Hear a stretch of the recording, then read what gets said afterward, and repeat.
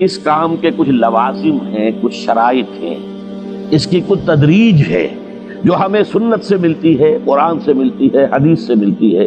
تو میں اس کام کے ضمن میں اس کی وہ تدریجی مراحل اور اس کے لوازم اور اس کی شرائط بیان کرنا چاہتا ہوں۔ سب سے پہلی شرط اول، وہ فارسی کا شعر مجھے یاد آیا کہ در رہے منزل لیلا کے خطر ہاش بسے، شرط اول قدمی نست کے مجنون باشی۔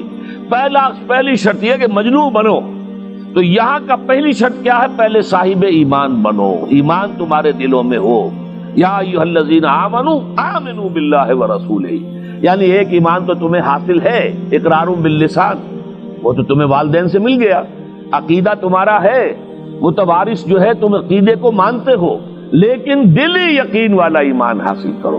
اصل میں اس کے بعد گاڑی چلتی ہے، اس کے بعد جو ہے نتائج نکلتے چلے جائیں گے، لیکن اگر وہاں ایمان کی کمزوری ہے تب اوپر سے کوششیں کریں گے، نتیجہ نہیں نکلے گا، آگے ہم بڑھ نہیں سکیں گے، ہمارے جو جد و جہد ہے وہ کامیابی سے ہمکنار نہیں ہوگی۔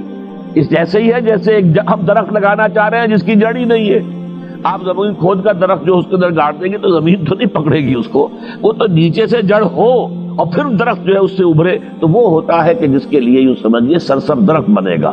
اس حوالے سے سب سے پہلا قدم کیا ہے؟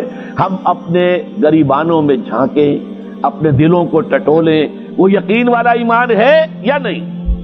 اگر ہے تو اللہ کا شکر ادا کیجیے، تہنیت، مبارکباد، اور نہیں ہے تو پہلا کام یہ ہے کہ اے ایمان کے دعوے دارو، ایمان لاؤ جیسے کہ ایمان کا حق ہے۔ یقین اللہ کی ذات پر، اس کی صفات کمال پر، یقین مرنے کے بعد اٹھنے پر، بعث بعد الموت اور حساب کتاب، یوم حشر اور جنت اور دوزخ کا یقین، فرشتوں کا یقین، وحی کا یقین، قرآن کا یقین، کتابوں کا یقین، نبیوں اور رسولوں کا یقین، اور محمد الرسول اللہ کا یقین صلی اللہ علیہ وسلم کہ آپ آخری اور کامل رسول ہیں اللہ تعالیٰ کے، خاتم النبیین بھی ہیں اور آخر المرسلین بھی صلی اللہ علیہ وسلم۔ یہ یقین پہلے پیدا ہونا چاہیے۔ تو اب ظاہر بات ہے کہ جب میں نے یہ بات اتنی بڑی کہی ہے تو پھر مجھے یہ بھی بتانا چاہیے یقین کہاں سے ملے گا، کون سی دکان ہے، سپر مارکیٹ کوئی ہے جہاں پر کہ یہ جنس بکتی ہو؟ پہلی بات تو یہ ہے کہ اس کے لیے آسان ترین طریقہ کیا ہے؟ صاحب ایمان کی صحبت اختیار کرو۔ جیسے آپ بھٹی کے آگے بیٹھیں گے تو حرارت پہنچ جائے گی، آپ برف کی سل کے قریب بیٹھے ہوں گے ٹھنڈک پہنچ جائے گی۔ اگر صاحب ایمان ہے، کسی کے دل میں یقین والی بھٹی دہک رہی ہے، تو اس کے قرب سے آپ کے اندر بھی یقین پیدا ہو جائے گا۔ دوسرا طریقہ یہ ہے کہ شریعت کے احکام پر عمل کیے جاؤ، اس عمل سے بھی یقین پیدا ہوتا ہے۔ یہ دو طرفہ معاملہ ہے، یقین سے عمل پیدا ہوتا ہے اور عمل سے یقین پیدا ہوتا ہے۔ جیسے آپ کہتے ہیں وشیس سرکل، وہ بری شے ہوتی ہے کہ ایک چیز ہے بڑھ گئی تو پھر اس کے اور خرابی بڑھ گئی، اس سے پھر وہ پہلی خرابی اور بڑھ گئی، پھر وہ اس سے اور خرابی بڑھتی چلی گئی۔ جیسے پیچ آپ کہتے ہیں ہر چکر کے ساتھ وہ پیچ آگے بڑھتا جاتا ہے، اسی طریقے سے بھلائی کا بھی ایک سرکل ہے۔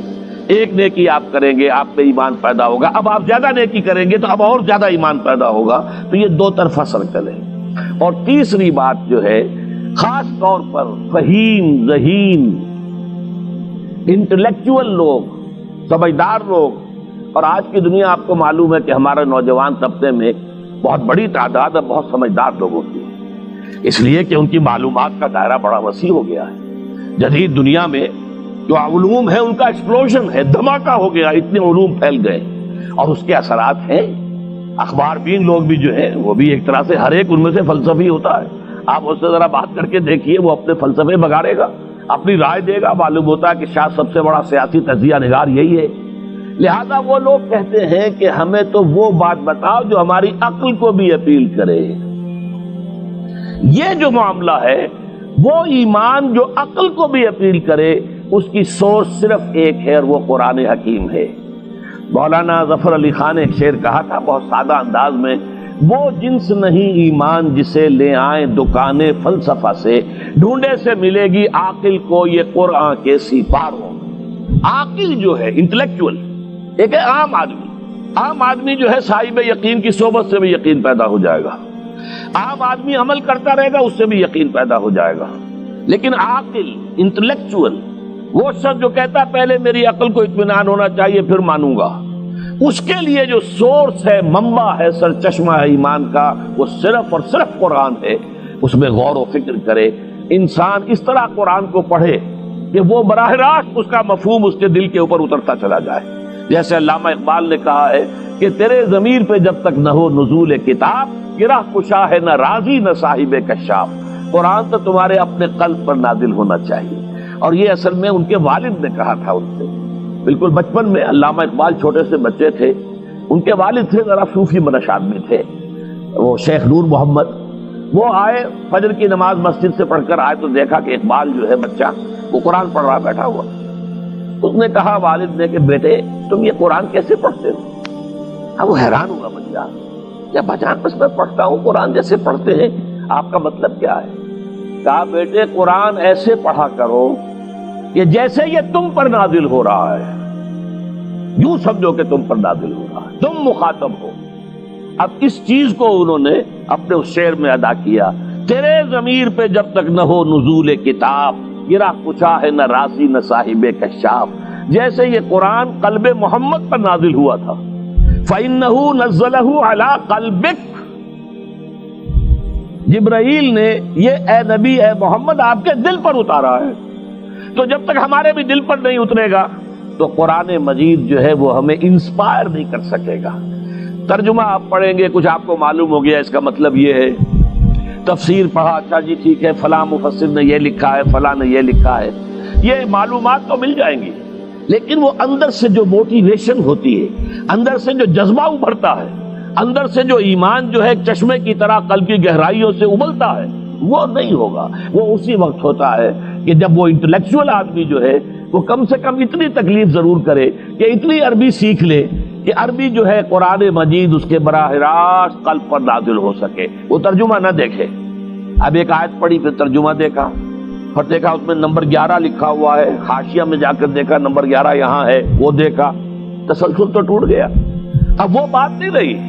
اور ترجمہ جو ہے وہ سبھی جانتے ہیں، دنیا میں ہر بچہ بھی سمجھ لے گا کہ غالب کا کوئی شعر ہو اور وہ آدمی پڑھ کے جھوم جاتا ہے کہ کیا بات کہی، اسی کا انگریزی میں ترجمہ کر دیجئے، اب اس میں کچھ بھی نہیں۔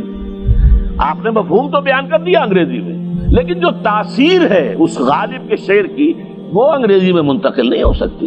تو قرآن مجید کا کچھ نہ کچھ مفہوم تو ترجمے سے معلوم ہو جائے گا، قرآن کی تاثیر ترجمے سے نہیں حاصل ہو سکتی، تفسیر سے نہیں حاصل ہو سکتی۔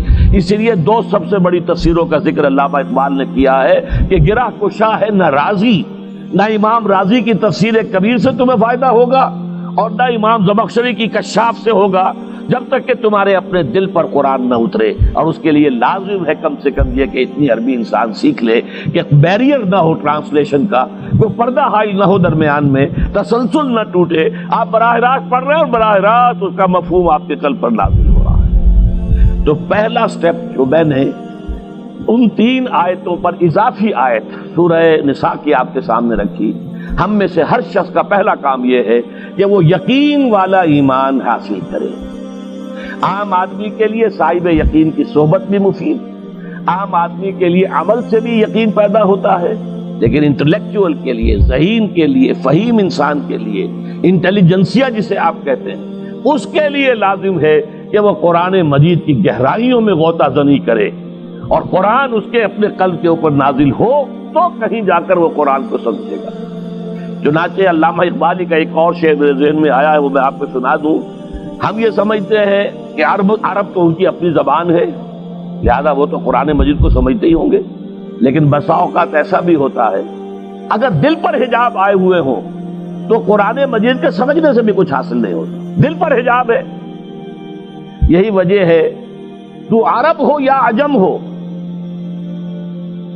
تیرا دل نہ دے گواہی، لغت غریب، یہ قرآن مجید جو ہے تو عجم ہو یا عرب ہو، یہ قرآن مجید تیرے لیے لغت غریب رہے گا جب تک کہ تیرا دل گواہی نہیں دیتا۔